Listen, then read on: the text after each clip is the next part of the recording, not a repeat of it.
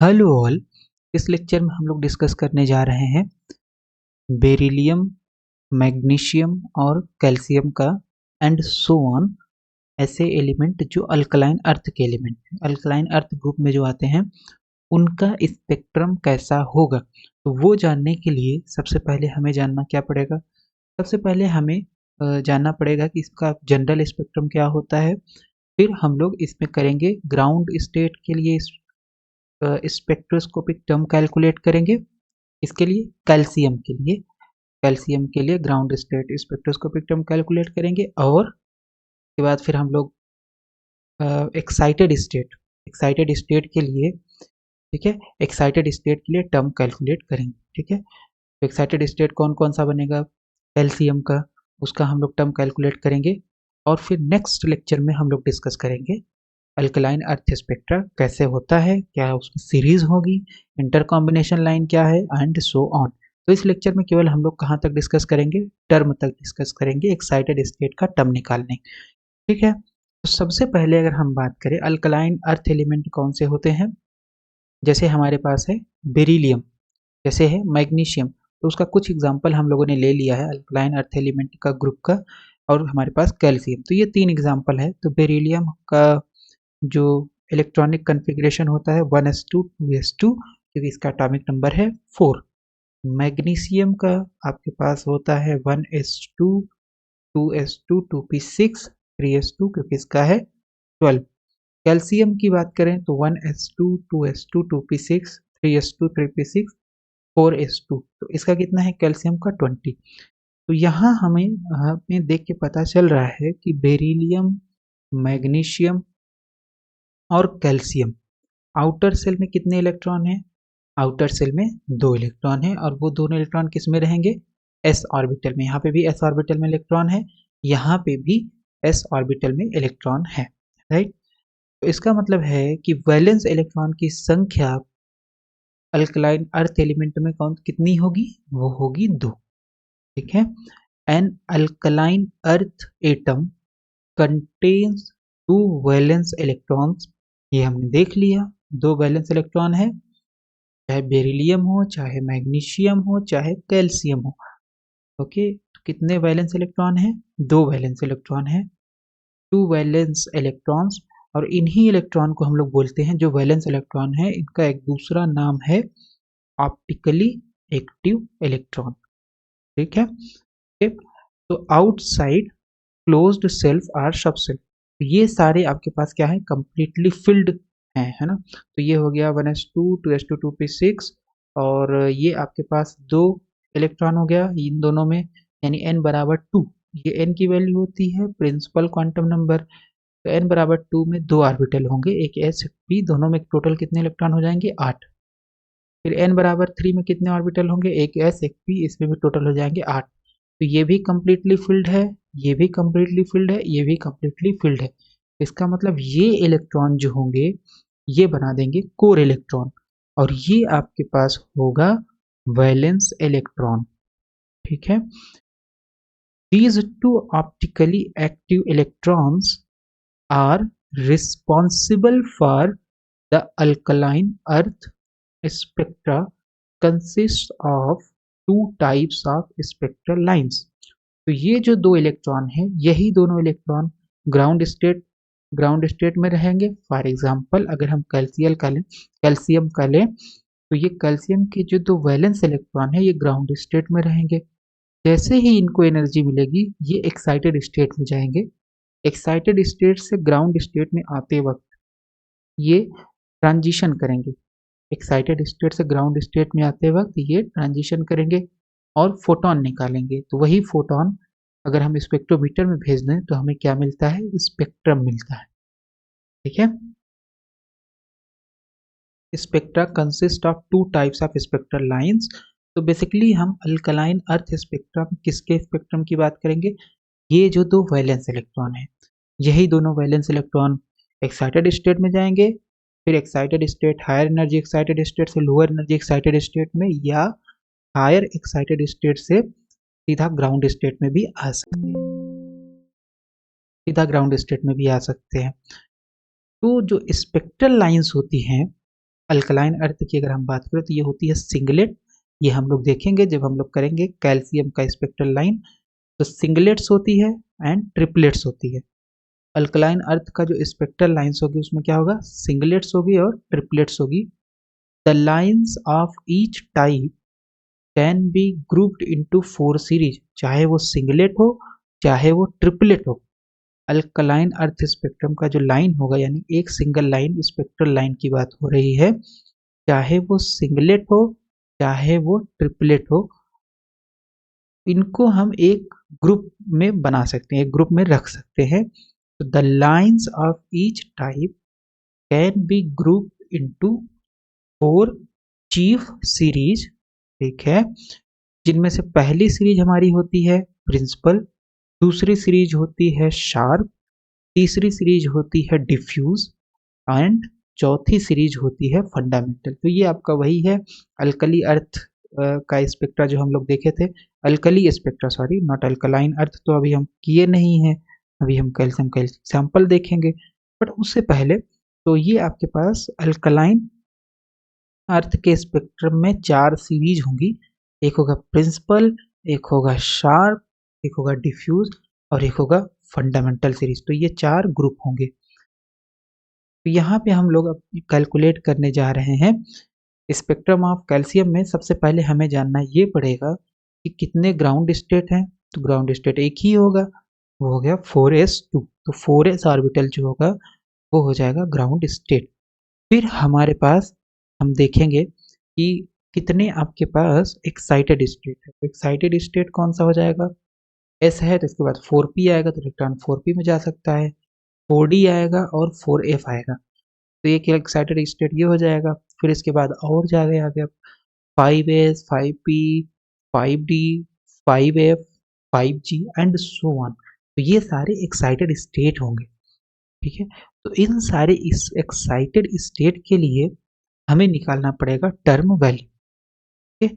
तो अगर हम ग्राउंड स्टेट की बात करें तो ग्राउंड स्टेट में इलेक्ट्रॉन कहाँ पे है, 4s2 में है। तो इसका मतलब s1 बराबर s2 बराबर 2 इलेक्ट्रॉन है यहाँ पे, ये हो जाएगा हाफ s1 बराबर।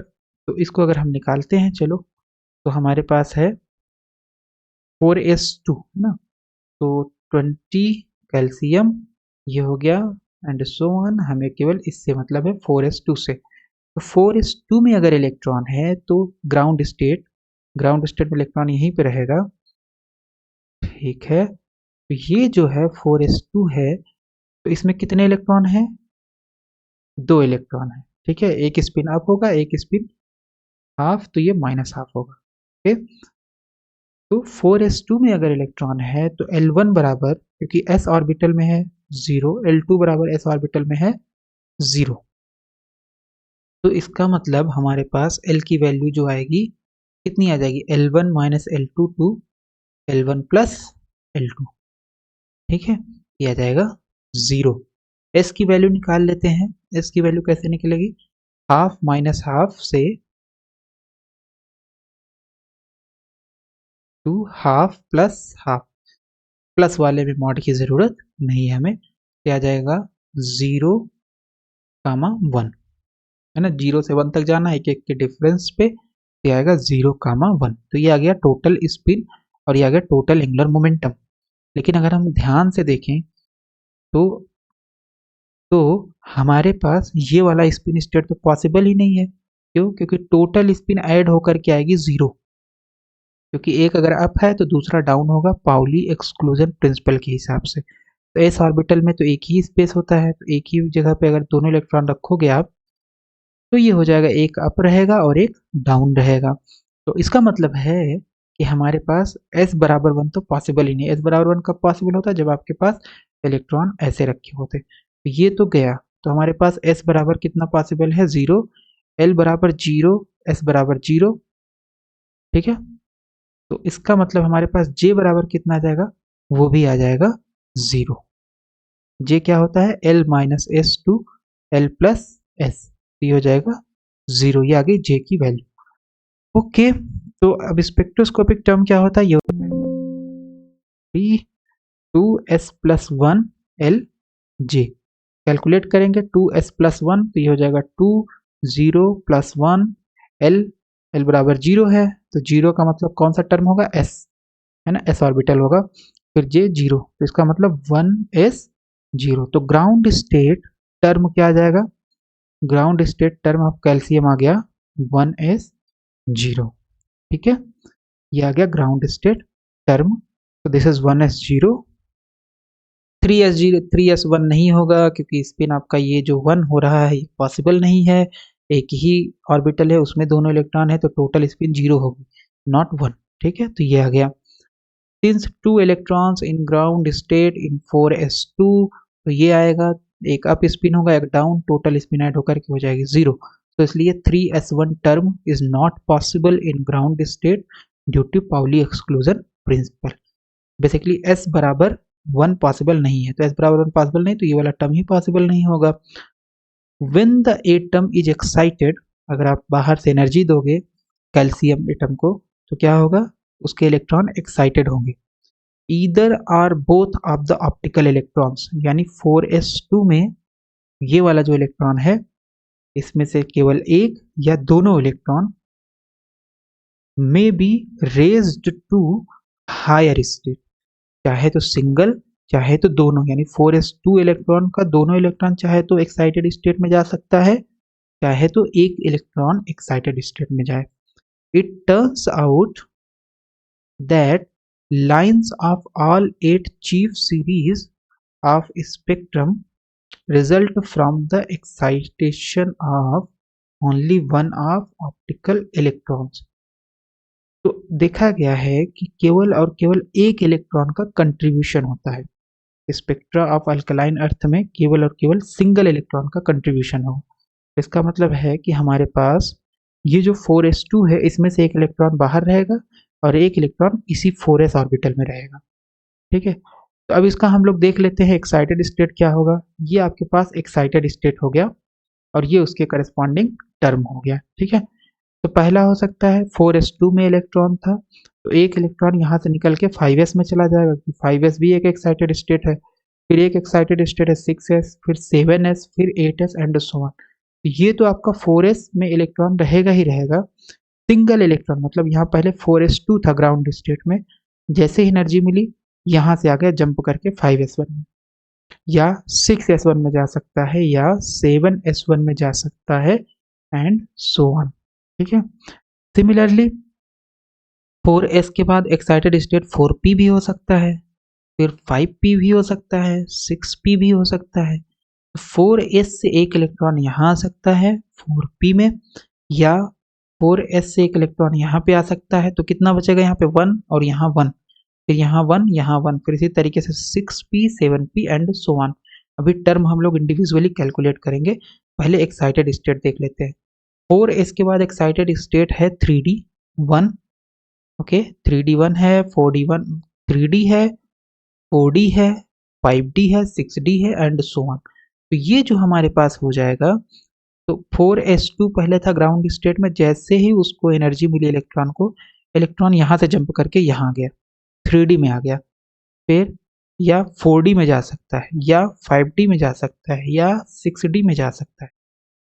ठीक है, सिमिलरली हमारे पास एक्साइटेड स्टेट 4f का हो सकता है, 5f का हो सकता है। सो पहला आपको बन जाएगा 4s1 4f1, फिर 4s1 5f1, फिर 4s1 6f1 and so on. तो ये हमारे पास हो गया total configuration of excited state. ठीक है, तो अगर हम इसकी बात करें, इस लेवल की बात करें, S1 यहाँ पे क्या है 4s1 और 5s1, तो इससे तो स्पेक्ट्रोस्कोपिक टर्म में इफेक्ट पड़ता नहीं है, ये तो आपका प्रिंसिपल क्वांटम नंबर है। इफेक्ट पड़ता है ऑर्बिटल से कि किस ऑर्बिटल में इलेक्ट्रॉन है, तो यहाँ पे इलेक्ट्रॉन एक S1 में है एक S1 में है, तो 4s1 5s1 के लिए अगर हम टर्म निकालें 1 सेकेंड, सो 4s1 और 5s1 के लिए अगर हम टर्म निकालें 4s1 5s1 ये है, तो S1 मतलब इसमें एक इलेक्ट्रॉन है तो L1 बराबर हो जाएगा 0, फिर आपका L2 हो जाएगा 0, L2 भी हो जाएगा क्या 0 हो जाएगा, L1 सेकेंड L1 भी 0 L2 भी 0। ओके, स्पिन कितना होगा, क्योंकि इलेक्ट्रॉन है तो स्पिन ऑब्वियसली हाफ होगा, और यहाँ पे भी S2 कितना होगा, हाफ होगा। तो यहाँ पे अगर हम L1 कैलकुलेट कर लिए, L2 कैलकुलेट कर लिए, तो इससे कैपिटल L जब निकालेंगे तो हो जाएगा L1 minus L2 to L1 plus L2। ठीक है, सो ये आ जाएगा आपके पास L1 minus L2 to L1 plus L2, तो 0 0 और 0 0 0 टू 0, इसका मतलब ये आ गया 0। फिर यहाँ पे कैलकुलेट करेंगे S1 S2, तो ये हो जाएगा कैपिटल S इसके करस्पॉन्डिंग मिलेगा जो कि होगा S1 minus S2 to S1 plus S2। S1 minus S2 हो जाएगा 0, S1 प्लस S2 हो जाएगा 1, है ना, हाफ माइनस हाफ 0 और हाफ प्लस हाफ 1, तो इसका मतलब 0 कामा 1, 0 से 1 जाना है एक एक के डिफरेंस पे, तो 2 ही वैल्यू मिलेगी। तो हमारे पास ये आ गया। फिर जे हमारे पास क्या होगा, जे हो जाएगा L minus S to L plus S। ठीक है, तो अगर हम J की वैल्यू ले S की वैल्यू ले लें, ये S है, ठीक है, S की वैल्यू 0 लेंगे तो हो जाएगा 0 माइनस S, क्योंकि L तो 0 ही है, L की वैल्यू क्या है, 0 है, तो 0 माइनस 0 टू 0 प्लस 0, S भी 0 ले लिए हैं और ये भी 0 लिए हैं, ये L तो 0 ही होगा, इसका मतलब J की वैल्यू आ गई 0। फिर हम निकाल लें अगर कि L minus S to L plus S हो गया, फिर दूसरा हम निकाल लें L माइनस S, तो अब हम ले लेते हैं S की वैल्यू 1, क्योंकि S की दो वैल्यू थे, एक बार 0 के लिए निकाल लेंगे J, एक बार 1 के लिए, हो जाएगा 0 माइनस 1 टू 0 प्लस 1, इसका मतलब मॉड है यहाँ पे, तो 1 टू 1, तो 1 टू 1 का मतलब हो गया 1। तो J की दो वैल्यू आई, एक आ गया 0 करस्पॉन्डिंग टू दिस और एक आ गया 1 करस्पॉन्डिंग टू दिस। तो हमारे पास L बराबर 0, S बराबर 0, तो J की वैल्यू कितनी आई है, J की वैल्यू आई है S बराबर 0 पे J की वैल्यू आई है 0।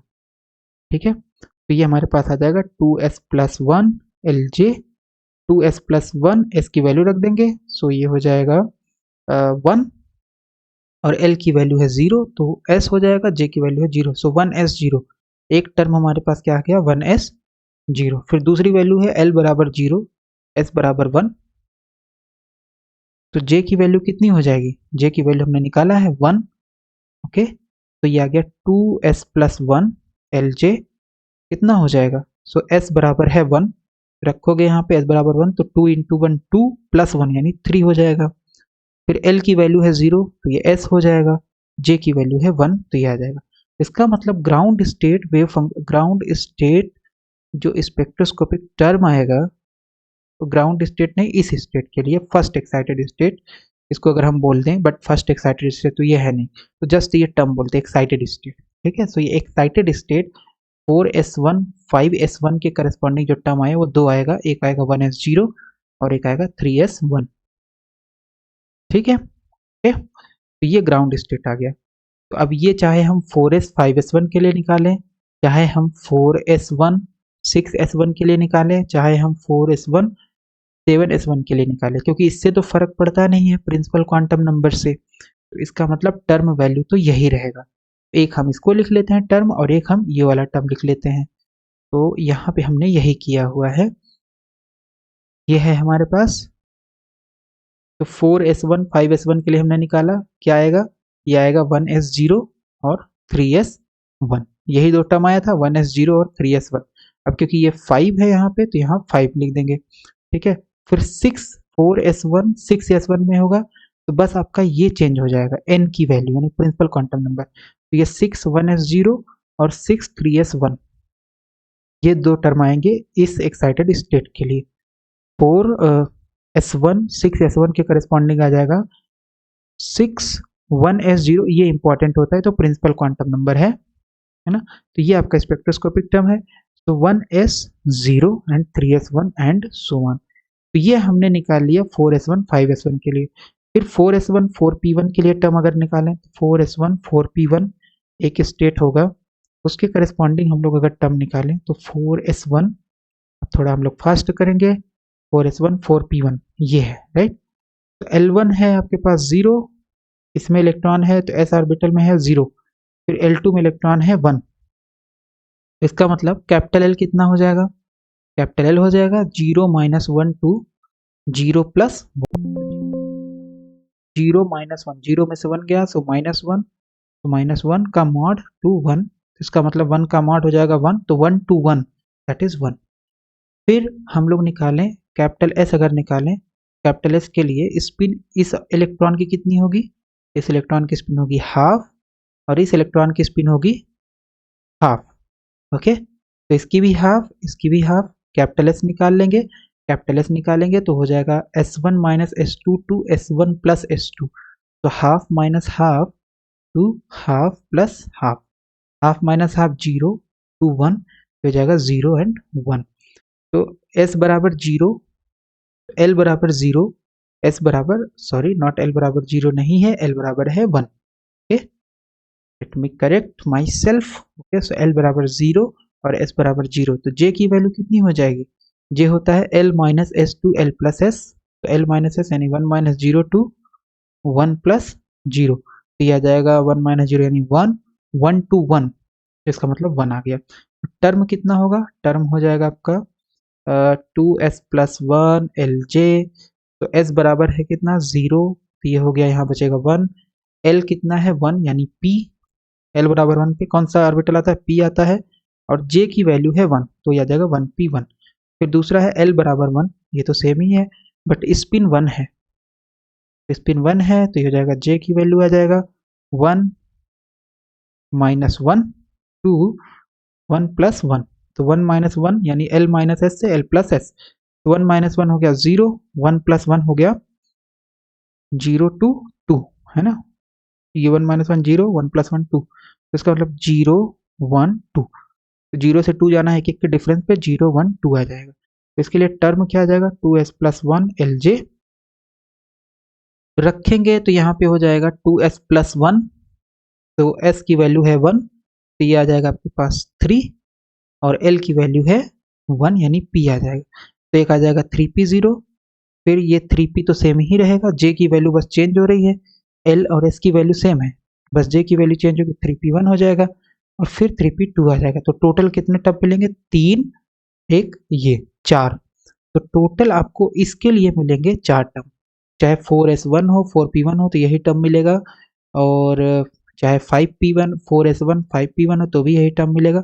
बस यहाँ पे जो n होगा यानी प्रिंसिपल क्वांटम नंबर, क्योंकि आपके पास स्पेक्ट्रोस्कोपिक टर्म में n भी आता है ना, n सेकेंड, सो n 2s plus 1 L G, ठीक है, तो यहाँ पे n की वैल्यू चेंज हो जाएगी, जैसे अगर ये 4 है यहाँ पे तो यहाँ 4 आ जाएगा सब में, ठीक है, और कहीं कहीं पे इसको सब एक साथ मिला के भी लिखते हैं, तो ऐसे भी लिख सकते हैं 4, ये प्रिंसिपल क्वांटम नंबर हो गया, 3p012, ऐसे भी लिख सकते हैं इसको, है ना, शॉर्ट फॉर्म में। तो यहाँ पे अगर हम देखें तो हमारे पास चेक कर लेते हैं, तो हमारे पास देखो वैसे ही हमने किया हुआ है, 4s1 4p1, तो आ जाएगा 1p1, ठीक है, हमारे पास 1p1 आया था, फिर 1p1, तो 4s1 4p1 के लिए हो जाएगा 1p1 3p210, ठीक है, या 3p012, तो ये टर्म आएगा, ये बेसिकली 3 टर्म है।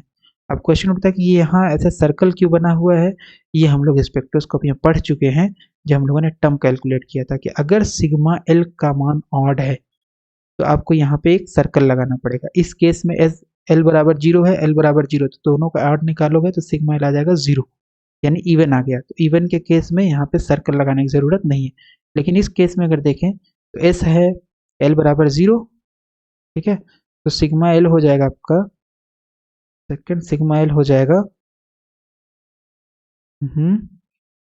ये हो जाएगा 0 और इसका हो गया 1, तो इसका मतलब सिग्मा एल आ गया आपके पास ऑड, एस का एल होता है 0, पी का होता है 1, आ जाएगा 0 प्लस 1 दैट इज 1, तो इसका मतलब यहाँ पे आपको एक छोटा सा डॉट लगाना पड़ेगा या सर्कल बनाना पड़ेगा, ठीक है। इसी तरीके से हम लोग कैलकुलेट कर सकते हैं सारे टर्म, जैसे 4s1 3d1 हो गया, उसके करस्पॉन्डिंग ये टर्म आएगा, फिर एक बस कैलकुलेट कर लो एस और डी, बाकी ये 3 यहाँ पे लगा देना है, 4 इसमें लग जाएगा, क्योंकि ये सब सेम ही रहेगा, स्पेक्ट्रोस्कोपिक टर्म सेम रहेगा, बस उसका जो ये प्रिंसिपल क्वांटम नंबर है ये चेंज हो जाएगा।